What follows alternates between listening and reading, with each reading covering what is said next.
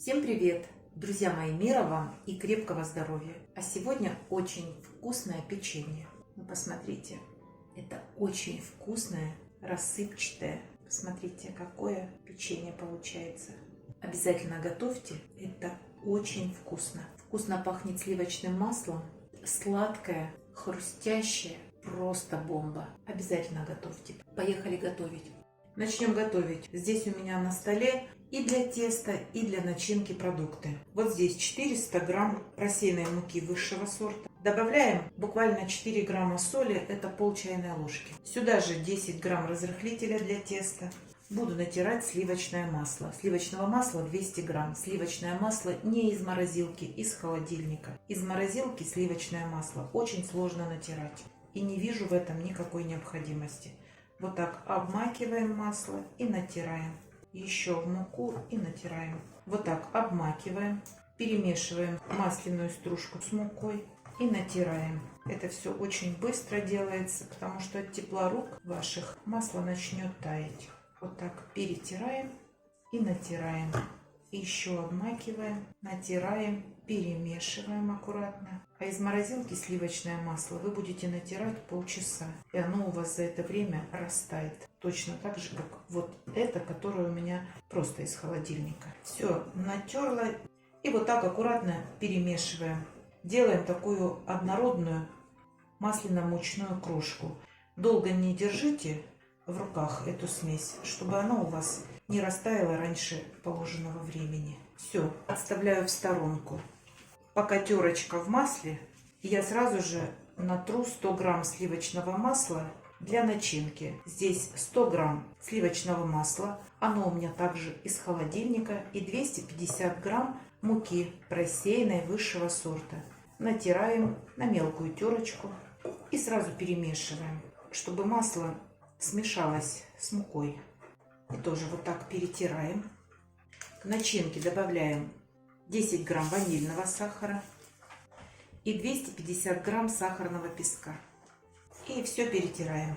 Вот так нам надо все просто перемешать. Смотрите, перемешали. Вот так должно собираться в комочек. Но даже если так не будет собираться, это все равно очень вкусный штрейзель. Все. Начинка готова. Тщательно, конечно, надо перемешать, чтобы нигде не осталась мука. Но недолго. Буквально 1 минуты достаточно. Закрываем пакетиком или пленкой и убираем. Нам это не понадобится. Продолжаем. Нам понадобится 2 яйца. Разделили на белки и желтки. Белки убираем в холодильник, а желтки смешиваем со сметаной. Сметаны 200 грамм. Перемешиваем и вводим в тесто. И начнем быстро замешивать тесто. Сухие ингредиенты необходимо перемешать с жидкими и соединить их в один комочек. Друзья мои, эта смесь достаточно жесткая, а поэтому обычной силиконовой лопаточкой вы не справитесь. Пытаемся собрать в один комочек, и долго такое тесто мы не месим. Муки больше не добавляем. Тесто будет прилипать к рукам, ничего в этом нет страшного. Вот посмотрите, практически ничего не осталось. Вот такое получается тесто. Рыхлое, неоднородное. Больше не вымешиваем. Этого достаточно. Убираем в пакет. Для удобства придаем ей прямоугольную форму. И в холодильник не менее чем на 30 минут. Тесто охладилось. Отрезаю половинку. И работать будем с помощью муки. Раскатывать будем в прямоугольный пласт толщиной примерно 1, можно и 2 миллиметра. Но лучше 1. Если будет прилипать к скалочке, немного припыляйте мукой. Тесто раскатывается очень легко. Подравниваем края. Вот такой толщины получается пласт. Вот здесь у нас белок.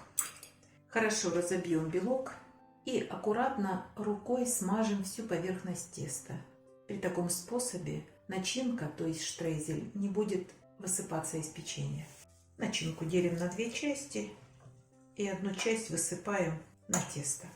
Распределяем равномерно, чтобы начинка покрыла всю поверхность теста. Заверните края на 1 сантиметр. Ваша начинка не будет высыпаться и края будут ровными. И сейчас мы начнем сворачивать рулетик. Нижнюю часть как можно ровнее заворачиваем. Слегка придавливаем и дальше заворачиваем рулет. Но если вдруг где-то порвется, не расстраивайтесь. Вы прикроете эту погрешность следующим слоем. Просто понимаем, что тесто нежное, тоненькое, и работаем аккуратно. Аккуратно закроем шов настолько, насколько можно это сделать. Переворачиваем на шов, слегка прокатываем скалочкой, а можно пройти вот так рукой, чтобы придать им форму пирожных, а не рулетиков. К желтку добавляем чайную ложку воды и хорошо размешиваем. Смазываем наш рулетик тщательно яичной смесью. Одного желтка хватит на 2 рулетика. Смазывайте со всех сторон, чтобы ваше печенье было красивым после выпекания. Делаем рисунок произвольно. И лучше всего разрезать с помощью фигурного ножа. Противень застилаем пергаментом, обязательно силиконизированным, и переносим печенье. При выпекании оно незначительно увеличится, а поэтому оставляйте между ними расстояние. Аккуратно переносите с помощью шпателя или поддевайте ножом и переносите. На этом этапе начинка может немножечко просыпаться, но дальше после выпекания она будет стабильно держаться. Друзья мои, после того, как вы сложили печенье на противень, дайте им постоять 3-4 минуты. Это необходимо для того, чтобы желток, которым вы смазали верх печенья, схватился, немного подсох. А иначе, если сразу поставить в духовку, он у вас растрескается. А после отправляем в разогретую до 180 градусов духовку. Вверх-вниз подогрев. Время выпекания 35, а иногда и 40 минут. Как только появится красивый колер, печенье готово. Смотрите на особенности вашей духовки и регулируйте. Если будет только низ подогрев, выпекайте на верхнем уровне, и все у вас получится также за 40 минут. Первая партия печенья в духовке, займемся второй частью. И сейчас мы приготовим печенье иной формы. С помощью муки раскатываем тесто в прямоугольный пласт.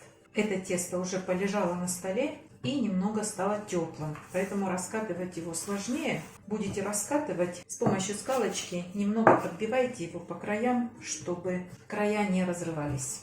Смазываем белком, высыпаем вторую часть штрейзеля и слегка начинку разравниваем.